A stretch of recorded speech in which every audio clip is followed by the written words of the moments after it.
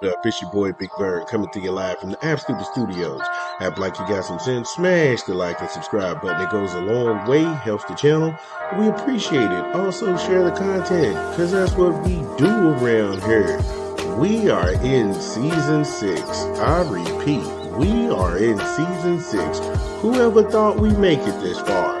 Talking some NFL, we also talk college football, we talk some college basketball, and we talk a lot about the NBA. Not personal attacks on people's personal life, but we also get some boxing in as well. Plus the hip-hop albums. So sit back, relax, get you some laughs in. This is Big Vern. Your boy Big Vern getting crazy on a Sunday morning here in the Midwest. Hopefully you all got enough rest. Time went back. I know that hour helped a lot of people out. Got a great show lined up for you today. Indiana, they cooked Maryland, and right now the Hoosiers, they're on a collision course with the Ohio State Buckeyes. We'll go ahead and talk to that. We'll pivot, talk some SMU. They upset Miami.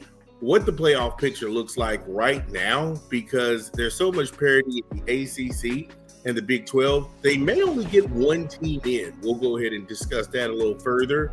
PJ Fleck and Goldie, the Minnesota Golden Gophers, are pretty much a feel-good story this year. If you haven't checked out a game, I urge you to. They beat Michigan State at home. That was a good one. Memphis may be one of those sneaky teams. You could see them in a college playoff. They beat Rice. We'll go ahead and break that down. Then congratulations to West Virginia and Rich Rodriguez. They upset Houston. That was monumentous. We'll go ahead and talk about that.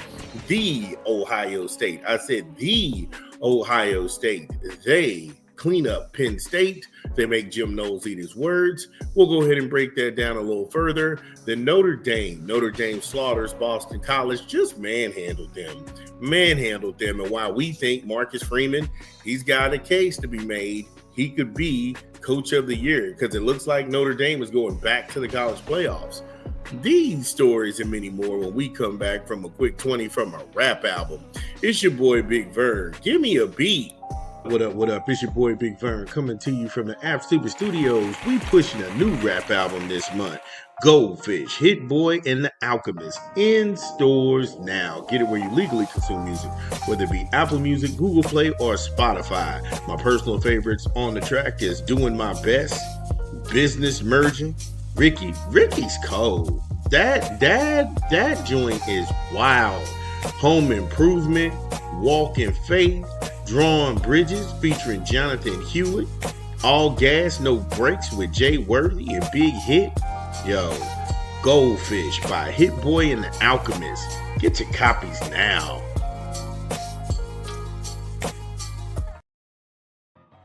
Yeah, shout out to the Hit Boy and The Alchemist, putting together a great project. Make sure you go check that out. So we'll go ahead and start with Indiana in the Big 10, 55-10. The Hoosiers just dominate the Maryland Terrapins, and this was hard to watch if you was a Maryland fan. If you're an Indiana fan like myself, because I live in the state, I've never been a bandwagon. I've been through the ups and downs with my roster, and I love it to death. However, this was hard to watch for the Maryland Terrapins. I mean, between the interceptions, the fumbles, the turnovers, it was like anything that could have happened, disastrous for the Terps.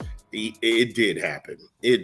Indiana, 588 yards of total offense, 221 yards passing, 367 yards on the ground.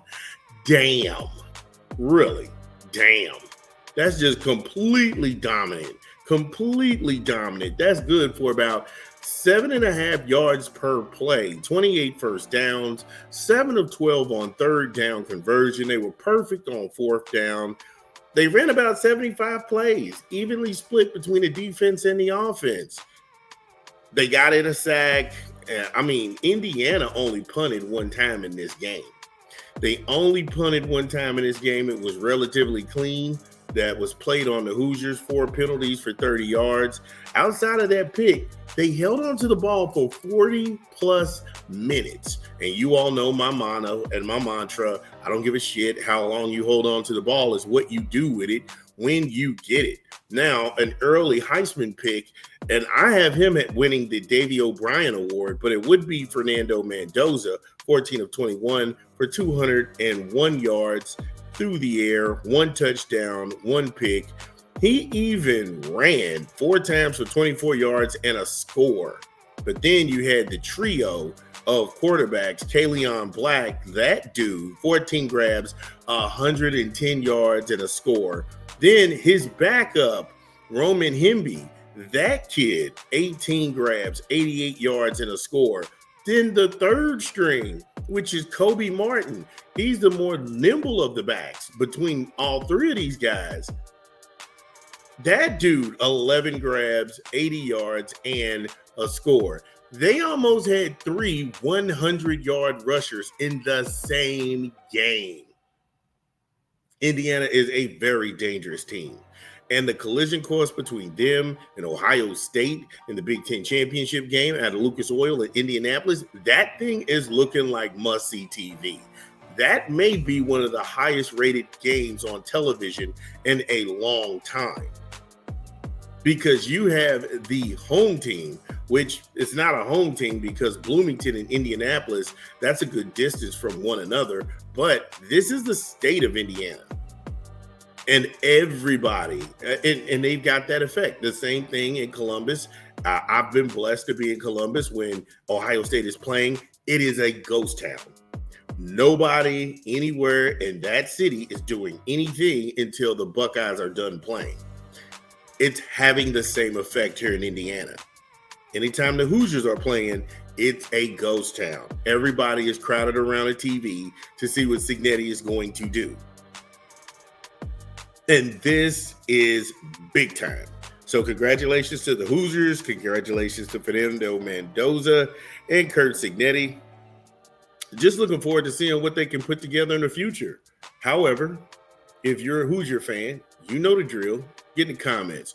It's your boy, Big Vern. Again, if you are listening to this pod, get in the comments. Let us know, did we get it right? What did we leave out? This is Big Vern. We talk back. We'll be back. Top of the hour.